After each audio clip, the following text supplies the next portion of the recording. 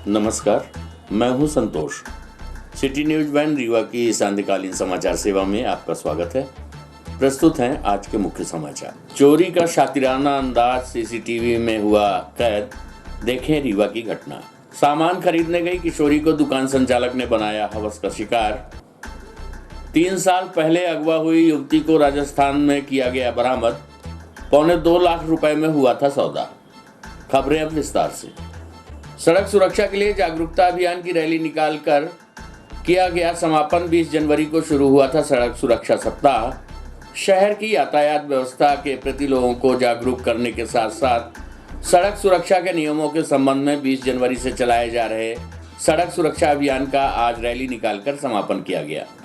आपको बता दें कि यातायात थाना प्रभारी अखिलेश कुशवाहा ने बताया कि वरिष्ठ पुलिस अधीक्षक नवनीत भसीन के निर्देशानुसार सड़क सुरक्षा के संबंध में लोगों को जागरूक करने के लिए डीएसपी यातायात मनोज वर्मा को निर्देशित किया गया था, जिसके चलते यातायात डीएसपी मनोज वर्मा के मार्गदर्शन में जिले में सड़क सुरक्षा अभियान अंतर्गत मऊगंज, त्योथर, रीवा सहित अन्य क्षेत्रों में लोगों को यातायात नियमों के प्रति जागरूक किया गया। वहीं यातायात व्यवस्था को सुगम बनाने हेतु नगर निगम प्रशासन द्वारा यातायात पुलिस को एक टो वाहन भी दी गई, जिससे यातायात व्यवस्था सरल बनाई जा सके। तकरीबन 2 महीने से चलाए जा रहे सड़क सुरक्षा अभियान के तहत विभिन्न स्थानों पर पोस्टर बैनर के माध्यम से लोगों को जागरूक किया गया। साथ ही लोगों को यातायात नियम के संबंध में समझाइश भी दी गई। माना जा रहा है कि पुलिस के द्वारा चलाए गए इस अभियान से आने वाले समय में सड़क दुर्घटनाओं में कुछ कमी आएगी। प्रस्तुत है इस संबंध में यातायात थाना प्रभारी अखिलेश कुशवाहा से प्राप्त जानकारी के अंश। पुलिस मुख्यालय के आदेश पर माननीय सुप्रीम कोर्ट के निर्देश में माननीय पुलिस अधीक्षक महोदय के निर्देशन में 6 वाहन यातायात जागरूकता में लगाए गए थे, जो सड़क दुर्घटनाओं में कमी लाने और लोगों को समझाने और जागरूकता लाने के लिए प्रयास किए जा रहे थे। उसमें 6 वाहन अधिग्रहित करके लगाए गए थे, जिनका मऊगंज, सोहागी और हनुमाना में 3 वाहन और 3 वाहन शहर में जागरूकता का कार्य कर रहे थे। आज दिनांक को लास्ट जागरूकता कार्यक्रम करके समापन किया जाएगा। लोगों में काफ़ी अवेयरनेस आई है, लोग समझने को तैयार हैं कि हमें हेलमेट लगाना है, सीट बेल्ट लगाना है और रोड से किनारे से चलना है, यातायात नियमों का पालन करना है। पुलिस अधीक्षक महोदय के प्रयास सफल होंगे, ऐसा मुझे उम्मीद है। नगर निगम ने एक नई क्रेन भी प्रोवाइड कराई है जिले की यातायात व्यवस्था दुरुस्त कराने के लिए। यातायात पुलिस और नगर निगम मिलकर काम करेंगे। ये 4 व्हीलर वाहन टो करने के लिए दी गई है। इससे निश्चित रूप से अच्छी व्यवस्था बनेगी। जो नो पार्किंग में वाहन खड़े होते हैं रोड पर, उनको उठाया जाएगा और उनके खिलाफ कार्रवाई की जाएगी। चोरों ने फिर चटकाए दुकान के ताले। 25,000 नकदी समेत अन्य सामान लेकर हुए चंपत। चोरी का शातिराना अंदाज सीसीटीवी कैमरे में हुआ कैद। वाईफाई सिस्टम को सीसीटीवी का डीवीआर समझकर चोर ले गए अपने साथ। आपको बता दें कि रीवा शहर में निरंतर हो रही चोरी, रहजनी, लूट की घटनाएं होती रहती हैं। एक और पुलिस अधीक्षक नवनीत भसीन अपराधों पर अंकुश लगाने के लिए निरंतर प्रयास कर रहे हैं, तो वहीं दूसरी तरफ आपराधिक तत्वों ने एक और वारदात को अंजाम देकर पुलिस को खुली चुनौती दी है। 2 दिन पूर्व समान थाना क्षेत्र में चोरों द्वारा चोरी करने का शातिराना अंदाज सीसीटीवी कैमरे में कैद हो गया। वो सामान थाना क्षेत्र स्थित डिजिटेक ग्रुप ट्रेनिंग सेंटर का ताला तोड़ा और काउंटर में रखे 25,000 नकदी सहित अन्य सामान लेकर रफू चक्कर हो गए। इस दौरान आरोपी के द्वारा उसी बिल्डिंग में स्थित गीतांजलि ज्वेलर्स में भी ताला तोड़ने का प्रयास किया गया। बताया जा रहा है कि आरोपियों ने चोरी करने के दौरान वहां रखे वाईफाई को भी अपने सीसीटीवी कैमरे का डीवीआर समझकर अपने साथ ले गए। घटना की जानकारी मिलने पर दुकान संचालक के द्वारा समान थाना पुलिस को सूचना दी गई। साथ ही आरोपियों की सीसीटीवी फुटेज पुलिस को उपलब्ध कराई गई। लेकिन 2 दिन बीत जाने के बाद भी पुलिस के हाथ खाली हैं।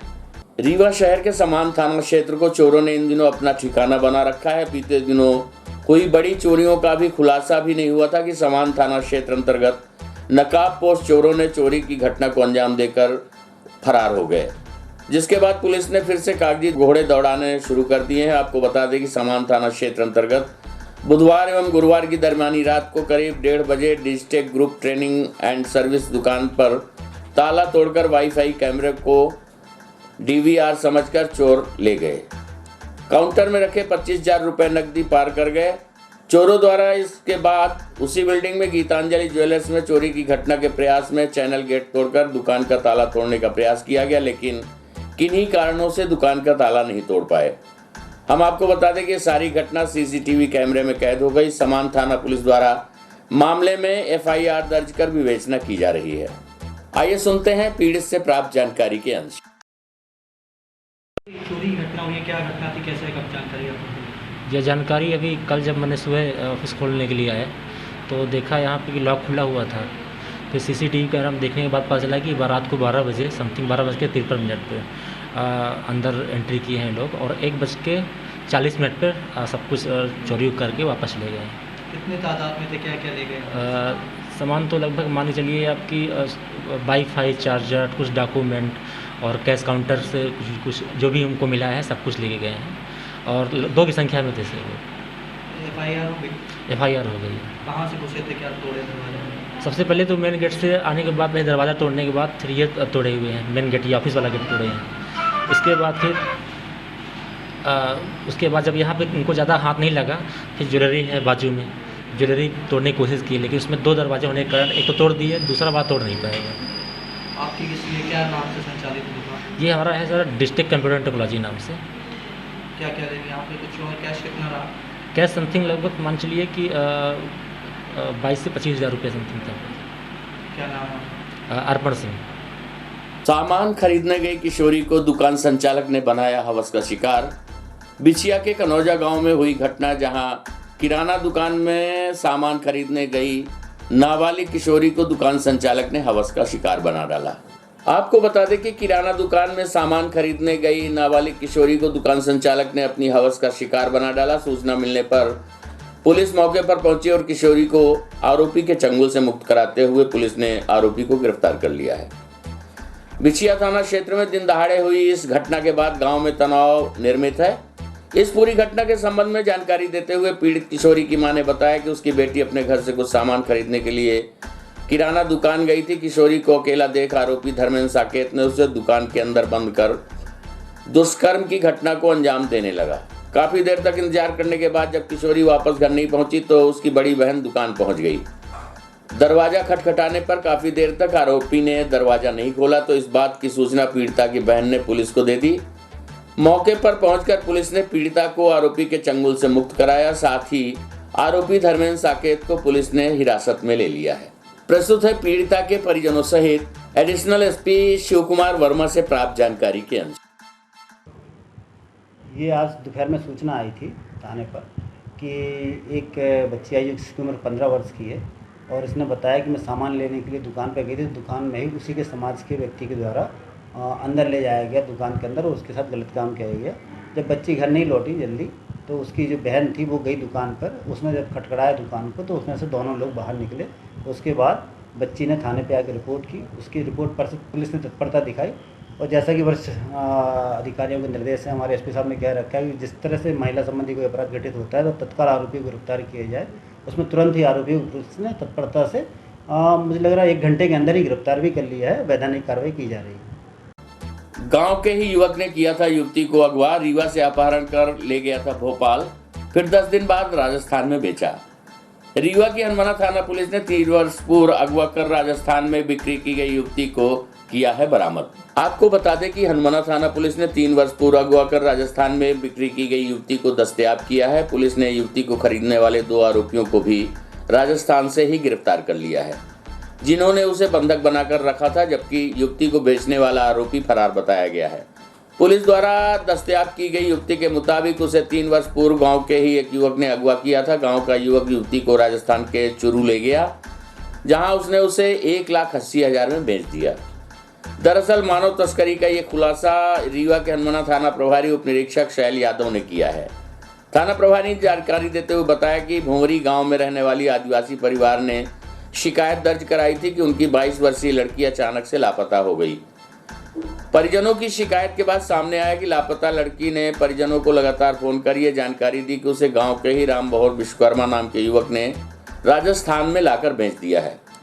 पुलिस ने मामले में आरोपी के विरुद्ध अपहरण, मानव तस्करी सहित विभिन्न धाराओं के तहत प्रकरण पंजीबद्ध कर पतासाजी शुरू की और पुलिस की एक टीम लड़की की तलाश में राजस्थान रवाना हुई, जहां राजस्थान के चुरू से लड़की को सकुशल बरामद कर लिया गया है।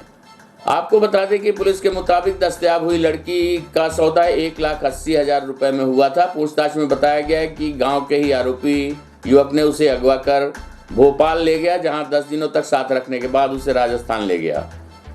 वहीं के रिचपाल सिंह नाम के एक शख्स से 1,80,000 में सौदा कर उसकी बिक्री कर दी, जिसके बाद रिचपाल लड़की को बंधक बनाकर रखे था और उसके माता पिता के पास नहीं जाने दे रहा था। इस मामले में पुलिस ने लड़की को खरीदने वाले रिचपाल सिंह राठौर निवासी ग्राम लधासर, थाना रतनगढ़, जिला चुरू, राजस्थान सहित उसके जीजा बजरंग सिंह शेखावत निवासी खिरौड़, थाना नवलगढ़, जिला झुंझुनू को गिरफ्तार कर लिया है।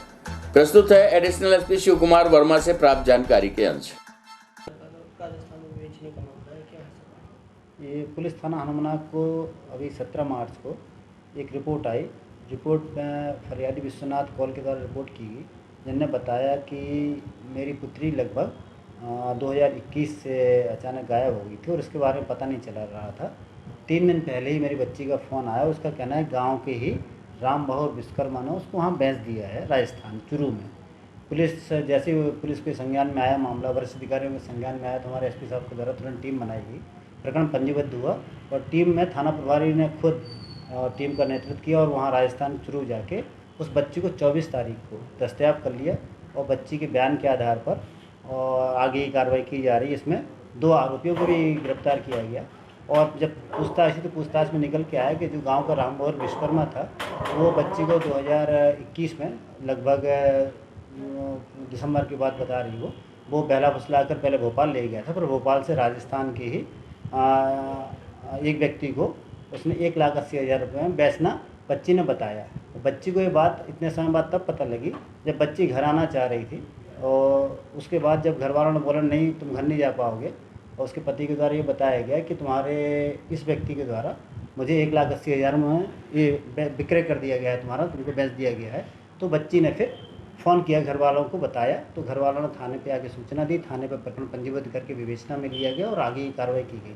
इसमें अभी 2 आरोपियों को गिरफ्तार किया गया है, जिसमें रिचपाल सिंह राठौर पिता मूल सिंह राठौर उम्र 35 वर्ष निवासी चुरू के हैं, दूसरा बजरंग सिंह इसके जीजा हैं, इनको भी गिरफ्तार किया पुलिस ने। और पुलिस ने अपराध जो कायम किया अपराध क्रमांक 96/22 इसमें 376, 376(2)N, 368, 212 IPC के तहत साथ में SC/ST एक्ट की धाराएँ भी लगाई हैं और विवेचना में इसमें और गंभीरता बरती जा रही है और विवेचना को बेहतर तरीके से करके इसमें और भी अगर कोई आरोपी पाया जाता है तो उसके विरुद्ध भी वैधानिक कार्रवाई की जाएगी। सर इसमें मुख्य आरोपी फरार बताया जा रहा है। हाँ, अभी राम बहोर विश्वकर्मा जो गांव का था वो अभी नहीं मिला हुआ है, उसकी तलाश बड़ी ही तरह से की जा रही है। कमिश्नर ने की कलेक्टर कॉन्फ्रेंस, अधिकारियों को दिए आवश्यक निर्देश। स्थानीय संभागीय कमिश्नर कार्यालय में आज सुबह 10:30 बजे से रीवा संभाग के कमिश्नर अनिल सुचारी द्वारा कलेक्ट्रेट कॉन्फ्रेंस का आयोजन किया गया। आपको बता दें कि बैठक के दौरान सबसे पहले कानून व्यवस्था की समीक्षा की गई, उसके बाद अनुसूचित जाति जनजाति अत्याचार निवारण अधिनियम के तहत दर्ज प्रकरणों की समीक्षा की गई। बैठक के दौरान संभाग भर के राजस्व कार्यों के संबंध में भी चर्चा की गई। इस दौरान जिलेवार विकास कार्यों की भी समीक्षा संभागीय कमिश्नर अनिल सुचारी द्वारा की गई। इस संभागीय बैठक में अतिरिक्त पुलिस महानिदेशक KP वेंकटेश्वर राव, उप पुलिस महानिरीक्षक मिथिलेश शुक्ला सहित रीवा संभाग के 4 जिलों के कलेक्टर, पुलिस अधीक्षक, जिला पंचायत के कार्यपालन अधिकारी तथा संबंधित विभाग के अधिकारी उपस्थित रहे। रीवा कमिश्नर द्वारा ली गई संभाग स्तरीय बैठक के दौरान प्रधानमंत्री आवास संबंधी तैयारी को लेकर भी चर्चा की गई है। हम आपको बता दें कि 28 मार्च को प्रधानमंत्री नरेंद्र मोदी द्वारा 5 लाख से ज़्यादा आवासों में गृह प्रवेश का कार्यक्रम रखा गया है। प्रस्तुत है बैठक की एक झलक।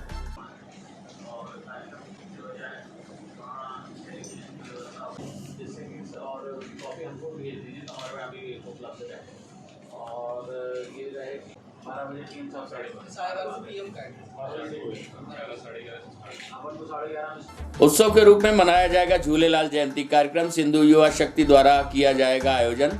झूलेलाल जयंती पर इस बार कार्यक्रम को विशाल रूप देने के लिए सिंधु युवा शक्ति ने कार्यक्रम को अपने हाथों में लिया है।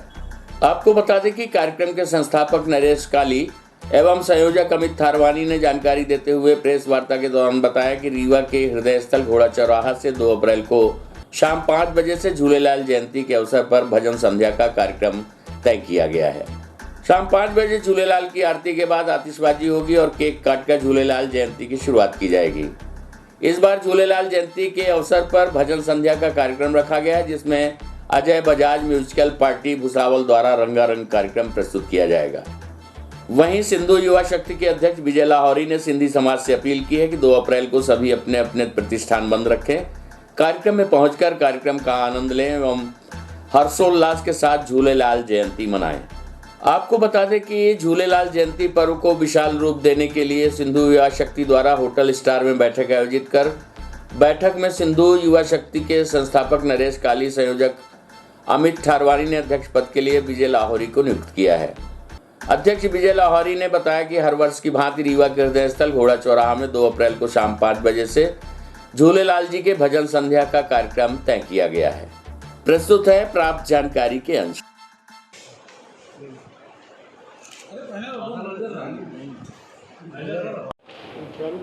पता है आज ये नई कार्डकर्णी के गठन हुआ है, क्या तैयारियां रहेंगी इस बार?